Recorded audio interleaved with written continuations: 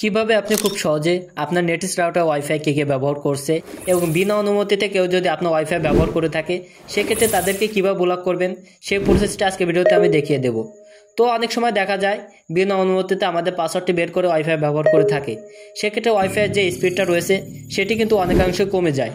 সেক্ষেত্রে আপনি তাদেরকে আপনার হাতে থাকা ফোন বা কম্পিউটারের সাহায্যে ব্লক করতে পারবেন। তো চলুন বন্ধুরা, কীভাবে যে কোনো নেটিস রাউটার ওয়াইফাই ইউজারকে ব্লক করবেন সেই প্রসেসটি দেখিয়ে দিই।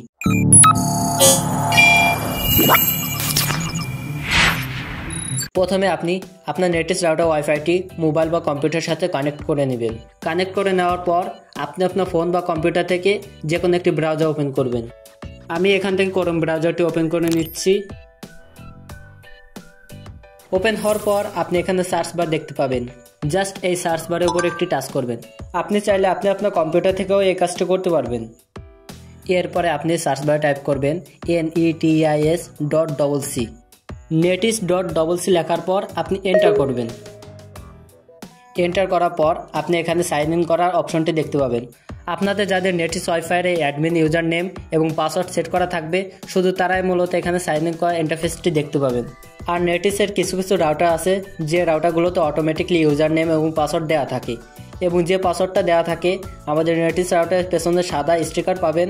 ওই স্টিকারে দেখতে পাবেন অ্যাডমিন ইউজার নেম এবং একটি ইউজার পাসওয়ার্ড দেওয়া আছে।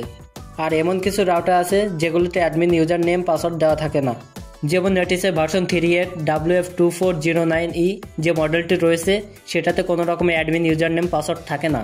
যদি থাকে তবে আপনি আপনার নেটিস রাউটারের পেছনের অংশে স্টিকারে পেয়ে যাবেন।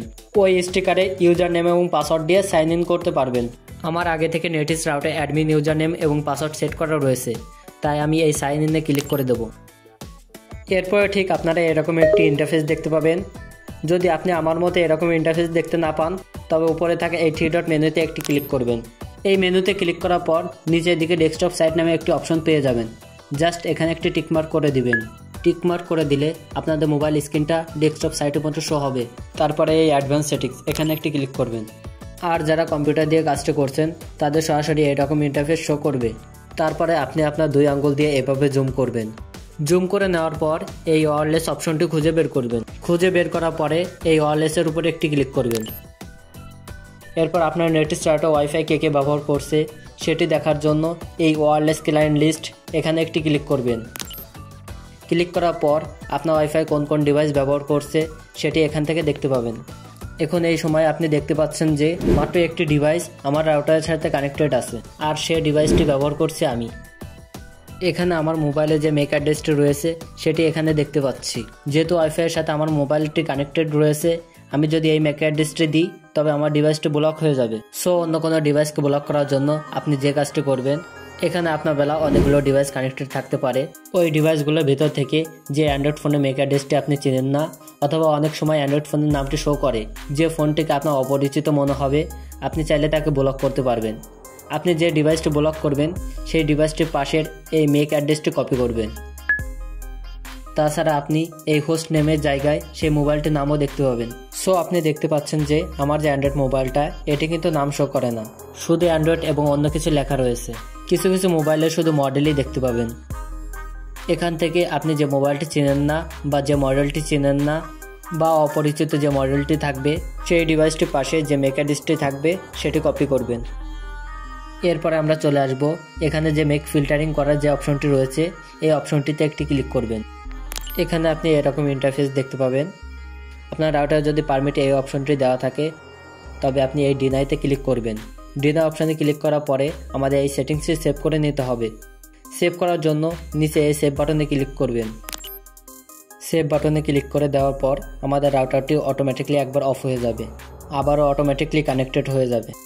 অটোমেটিকলি যদি কানেক্টেড না হয় তাহলে আপনি ওয়াইফাইয়ের ভিতরে একটু প্রবেশ করবেন। ভিতরে প্রবেশ করার সাথে সাথে অটোমেটিকলি কানেক্ট হয়ে যাবে। এরপর আপনি এই পেজটি রিফ্রেশ করে নেবেন। তারপরে আবারও এই ওয়্যারলেস অপশনে ক্লিক করব। তারপরে এই মেক ফিল্টারিংয়ে একটি ক্লিক করব। এরপর আপনি ফোনে যে মেক অ্যাড্রেসটি কপি করেছিলেন সেই মেক অ্যাড্রেসটি এখানে পেস্ট করে দিবেন। পেস্ট করে দেওয়ার পর এখানে যে ডেসক্রিপশন রয়েছে এখানে একটি ক্লিক করে যে কোনো একটি নাম দিয়ে দিবেন। ডেসক্রিপশনের নাম দেওয়ার পর আপনি নিচের এই অ্যাড বাটনে ক্লিক করবেন। অ্যাড বাটনে ক্লিক করার সাথে সাথেই সেই ডিভাইসটি মেক অ্যাড্রেসটি কিন্তু অ্যাড হয়ে যাবে। এই যে দেখুন সেই ডিভাইসটি ম্যাক অ্যাড্রেসটি কিন্তু অ্যাড হয়ে গেছে। তার পাশাপাশি আপনার ওয়াইফাইটি আবারও অটোমেটিকলি অফ হয়ে যাবে এবং আবারও অটোমেটিকলি কানেক্ট হয়ে যাবে। এরপর আপনি এই পারমিটটাকে ডেনিতে করে দিবেন। ডেনি করার জন্য এখানে একটি ক্লিক করব। তারপর এই ডিসেবল অপশনটি জাস্ট এনেবল করব। আমরা যখনই এনেবল করব তখনই সেই ডিভাইসটি ব্লক হয়ে যাবে। বাকি সব ডিভাইসগুলো আপনার ওয়াইফাই ব্যবহার করতে পারবে, শুধু ওই ডিভাইসটি ইন্টারনেট ব্যবহার করতে পারবে না। আমাদের যেহেতু অন্য কোনো ডিভাইস কানেক্টেড নেই তাই আমি এনেবল করলাম না। আপনি এই এনেবলে ক্লিক করে দিবেন। এনেবলে ক্লিক করে দিলে সেই ডিভাইসটি আর কখনো আপনার ওয়াইফাই ব্যবহার করতে পারবে না। এভাবে আপনি যে কোনো মডেলের নেটিস রাউটার ওয়াইফাই ইউজারদেরকে ব্লক করতে পারবেন। সো বন্ধুরা, এই হচ্ছে মূলত নেটিস ওয়াইফাই ইউজারদেরকে ব্লক করার প্রসেস, দেখানোর যথাসাধ্য চেষ্টা করেছি। বন্ধুরা, এরকম ইন্টারেস্টিং ভিডিও আরও আসবে। চ্যানেলটি যদি আপনি নতুন হয়ে থাকেন তবে অবশ্যই চ্যানেলটিকে সাবস্ক্রাইব করে দেবেন, বেল আইকনটি প্রেস করে দিবেন আর ভিডিওতে লাইক করতে ভুলবেন না। লাইক করলে আমরা মোটিভেট হই, ভিডিও বানানোর আগ্রহ বাড়ে। আজকের মতো আমি তুহিন বিদায় নিচ্ছি। খুদা হাফেজ।